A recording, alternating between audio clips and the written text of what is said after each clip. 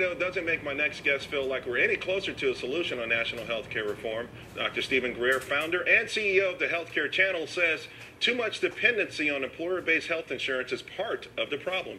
Dr. Greer, nice having you on.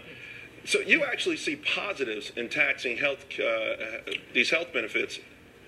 Well, Senator Grassley over the weekend made some news by proposing it. He's a Republican. All I can say is theoretically it's not a terrible idea because the biggest enabler of the healthcare inflation is the private insurance as opposed to Medicare, and that comes from the expensive premiums that the PPOs as opposed to the pared back HMO type plans.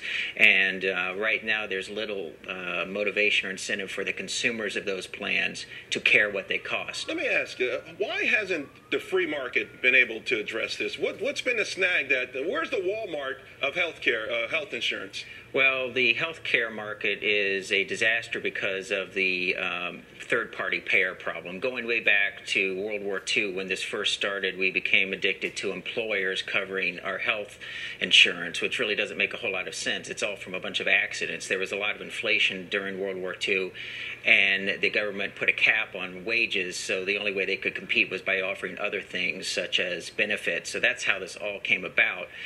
But now it's a runaway train. Yeah, and we tried in the 90s with HMOs, and that was rejected soundly because of horror stories of kicking patients out of the hospital too soon. And now we went back to the generous PPO policies, and the health insurance costs are growing at a staggering rate, so it's out of control now.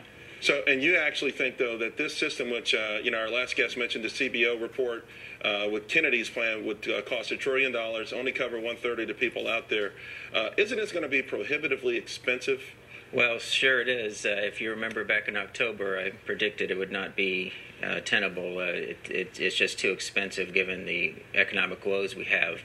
There's several things within the health reform proposals that would do a lot of good at reducing costs without actually costing money, such as creating a national private insurance exchange so that folks can shop around. See, let's stop right there because this is where I have a real big problem. You say a national exchange. Are we also including the U.S. government as a player in this? Oh, no.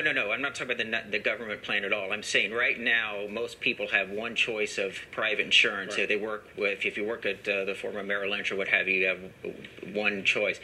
If the consumers, the patients, had multiple choices and they could go across state lines and buy and sell, it would make it more of a real supply and demand market. Right now there's almost no real supply and demand market, so we have this third-party payer system where if you get charged $10 for an aspirin, so what? No one cares because it just keeps getting passed along. And so the solution is to make it a better market.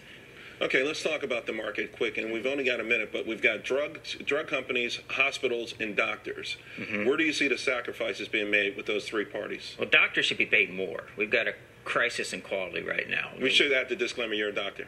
I'm just joking. Go ahead. But primary care doctors need to be paid more. But the drug companies, for example, slip in quietly 10% price increases every year, and they get away with it because the system allows it. The cost of cancer drugs, which is in the Wall Street Journal today, which we first covered 2 weeks ago, right, is becoming unsustainable. Those are sacrifices that will have to be made, and they'll still make plenty of money. Their gross margins will still be 80%. So no one's going to be going broke in the biotech sector. Right. Yeah. Well, that's it. Essentially, we're running out of time here, but I do want to thank you. And I think that one idea that, going across state lines and having choices, to me, I wish that would resonate in the White House because instead of them being a player, they're right about one thing, open it up to everyone, let people have a choice. Thank you very much, Dr. Greer. Really appreciate it.